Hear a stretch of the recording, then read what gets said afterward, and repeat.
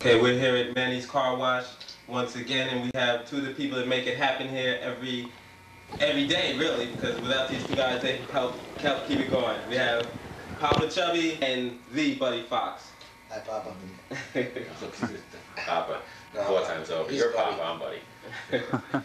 So Buddy Fox, he's the booking manager. That's Well, I'm the general manager. The general I manager. handle the booking and the PR and press and all that stuff. Buddy Fox is this industry. One of the beer, toothpicks, toilet paper, whatever we need. Okay. And Papa Chubby, as you've seen in some of the clips, he's the guy who's just jamming back there, you know. And How you doing? tell us a little bit about what made you get into the blues, and how long have you been in it? Well, I guess what made me get into the blues was Richard Hell went into rehab. No, you got out of rehab a long time ago. When I was a little boy, my father took me to see Chuck Berry.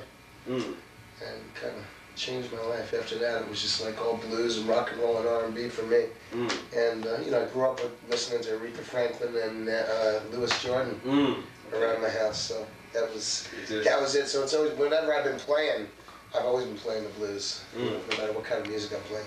So do you categorize your blues like, some people have a certain type of blues, like, I don't know, city blues or this type, that type, or you just kind of go with the flow? No. The type of blues I play is called New York City blues. New York City blues. New York City blues, because in New York is the melting pot of the world. Everybody and everything is here. So if you live in New York, and I happen to be from New York, born and bred, and if you live in New York, you get every musical and cultural influence in the world coming your way, like Right. You can walk down the block and forget it. So you get exposed to a lot of stuff, and across the board. So yeah, that sounds good. So how about you, Buddy? Could you tell us a little? I know this has to be the wildest business. Did you foresee this, at an early age? Well, I've been into the blues for about 40 years, so it's nothing new to me. I mean, I've got stuff in my personal collection that goes back that far. I spent time in Chicago running clubs out there back in the 60s. And would you say there's a difference between those two, like the clubs here and the clubs there? Is it a big difference, or is it? Well, no, we purposely made Manny's to be a sort of Chicago-style blues bar to begin with.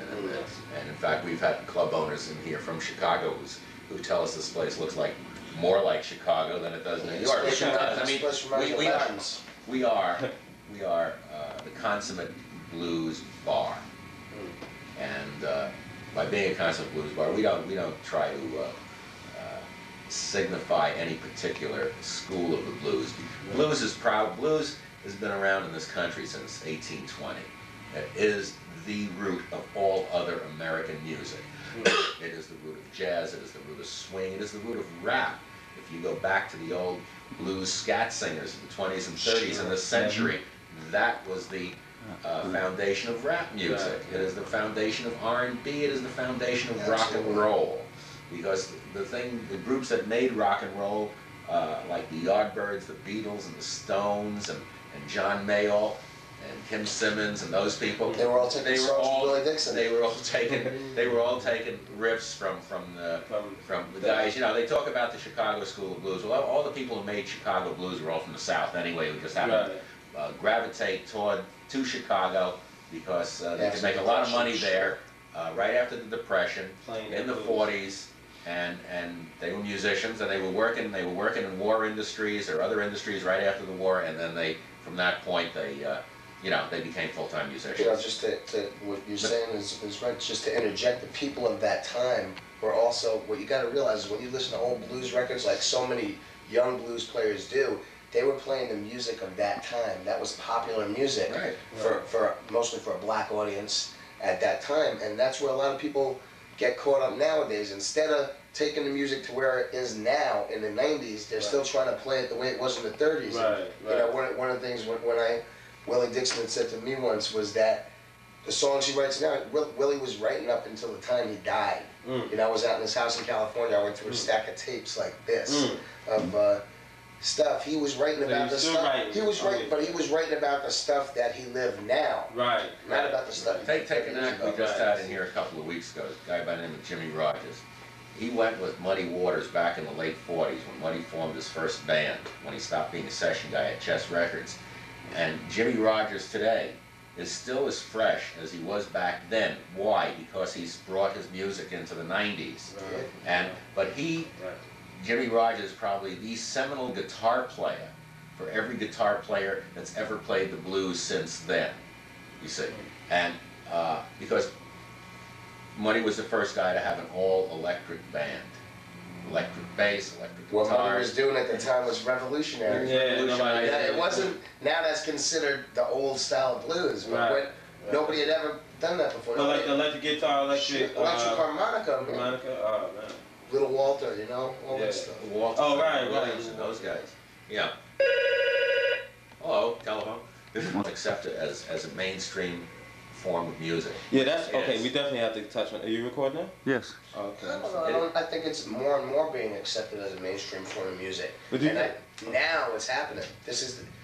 Blues has never been, and you would attest to this. Blues has never been what it is now. It's probably since the late '60s. Well, maybe it's having a little revival, but I think it has peaks and valleys, and it should just hit a plateau and stay there forever. Like jazz. It doesn't. Sort of like Jazz has died to a large extent, especially in New York. I'll tell you why jazz. I think so. Jazz has died because, you see, jazz is a form of music that has its roots in blues.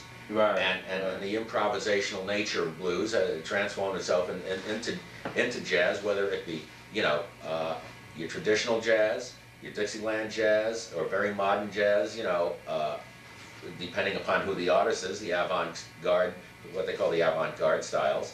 But blues has a consistency. But it's a thing that goes like this and like that and like that. You have a revival, then you have a little down cycle, then you have a little up cycle, then you have a little down cycle. There's no reason for it. Because, as I said, it's the root of all of the music. There's a lot of sociological things involved with the cycles, too. There's ups and downs. Well, to a great extent, we have to have something new. It's got to be new. What's new? Rap is new. Okay, rock is new. Hip hop. It's because the record companies, have a feeling that we got to find new stars, new acts, new this. We have alternative rock. What alternative rock is a different name for rock, really. For rock, and if you can remember punk rock. Yeah. That was alternative rock. Yeah, it was like a phase, in the 80s. Yeah. It's got to have something. We got to call it by a different name so we can sell the product on the market to the kids who buy the records, and that's who buys the records, 14 to 18-year-olds. So what would you say about? But in your opinion, though, Chubby, you were saying that the blues is sort of like. Well, I think a couple of things are happening. I think that the thing about jazz, that jazz for a large part, especially the newer, they would just go out, and now it's like. You got the Blue Note, you got places like that, but it's not like it was then. And,